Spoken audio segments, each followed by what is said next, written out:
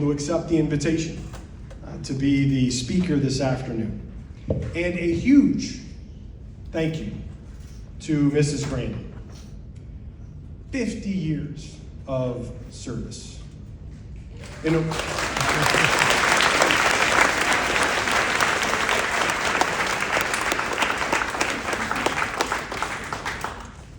a world where too often people leave, she stayed.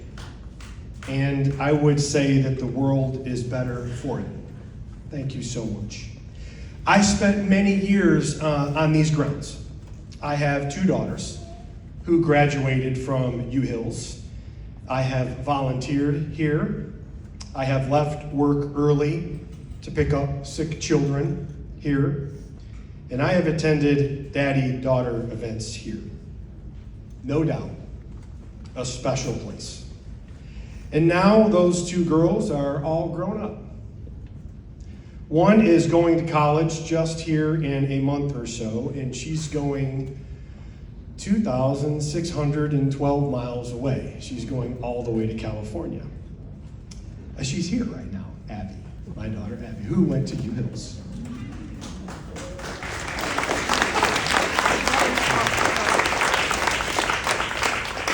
She wanted to say come by to say goodbye to Miss Grandy and her teachers. And my other daughter also went here, Julia, and she's finishing up at West Middle School. Unfortunately, we as Americans sometimes tend to be human doings instead of human beings, which means we are busy. We're busy, which in turn means that our teachers help us raise our children. So a huge thank you to some of the most important people on our planet, the U-Hills teachers. Thank you so much for all you do.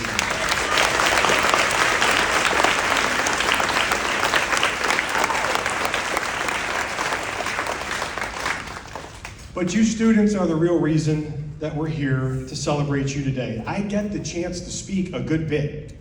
I've already done it a few times today. But I want you to hear this. I've had this day circled and highlighted on my calendar for a while because I can't think of a place that I'd rather be in a group of students that I would rather talk to than you. Even though you're graduating from the 5th grade this morning, I want to beg you to tie a knot and hang on for dear life to all the things that you learned here in this building.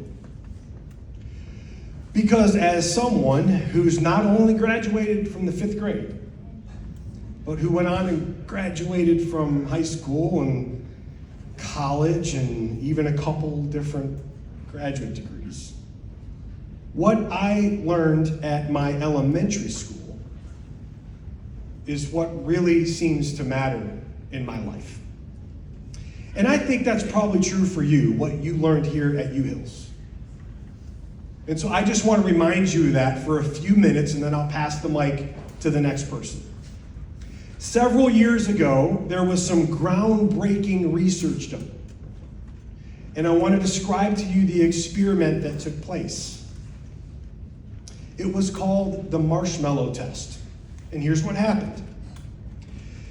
3 groups were given the following items: 20 sticks of uncooked pasta noodles, 1 yard of Scotch tape, 1 yard of string, and 1 marshmallow. And the instructions were actually quite simple. They looked at all the groups, they gave them their supplies, the 3 groups, and they said, build a tower as high as you can, but the marshmallow has to be on top, and the structure cannot collapse. And here's the deal. You only have 18 minutes to do it. Let's see who builds the highest tower. To the 3 groups. I want to tell you real quickly about the 3 groups. The first group were 4 recent graduates from a prestigious school of business at a university out in California.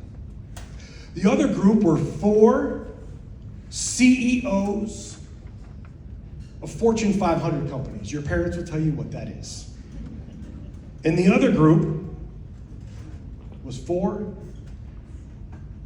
elementary students. And they started the clock 18 minutes ago. Who can build the highest tower following the rules? And here's what happened.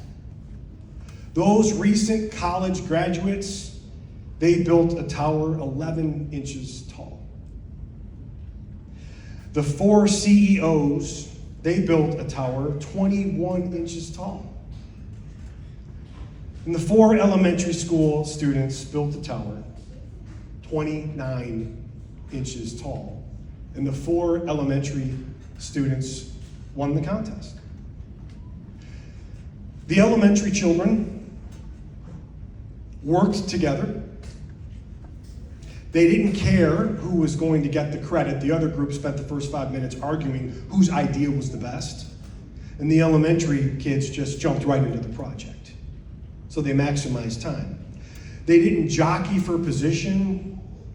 They weren't worried about which one in the group had the most power or which one had the biggest ego.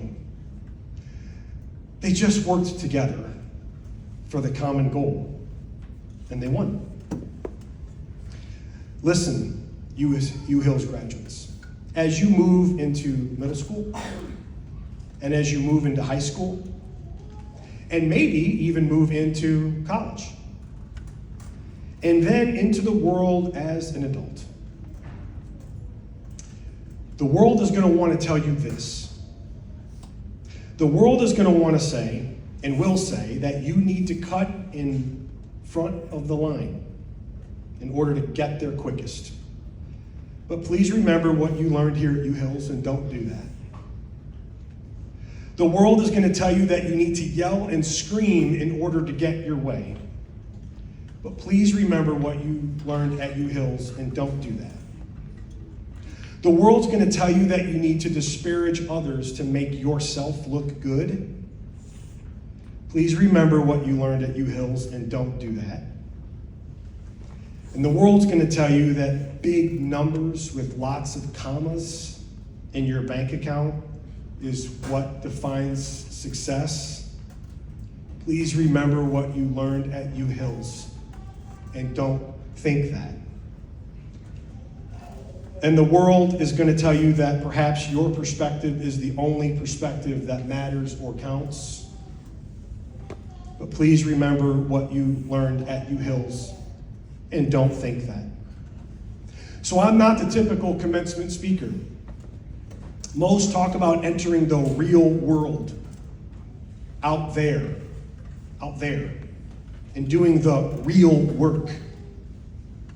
But I want to posit to you, I want to tell you that I think the real world is right here. What's happened in this building. And I think the real work, in large part, has already been done. Because you learned those above lessons. Miss Grandy spoke about it a minute ago when she introduced me. And those are the things that make our world beautiful. I will be honest and vulnerable. I have spent the last 5 years of my life trying to be more like a 5th grader. My career took off early on, took off fast, and in the world's eyes, I was very successful. And sometimes I thought I had to yell. Sometimes I thought I'd have to put people down in order to elevate myself. And sometimes I thought that money would solve my problems. And so I started to work on myself. And for the most part, what that meant was retraining myself to be more like a 5th grader. And I think I'm better for it. So the real world is not out there. Perhaps the real world is right here. And your pursuit of that commences now. Most graduation speakers end their talk with wishing people good luck. And I want to wish you much more than good luck. Rather, I want to challenge you to stay in this space, this good space, this healthy space. And if you do, I think it will change our world. And our world needs changing. Our world needs a lot more fifth graders. Have a great summer.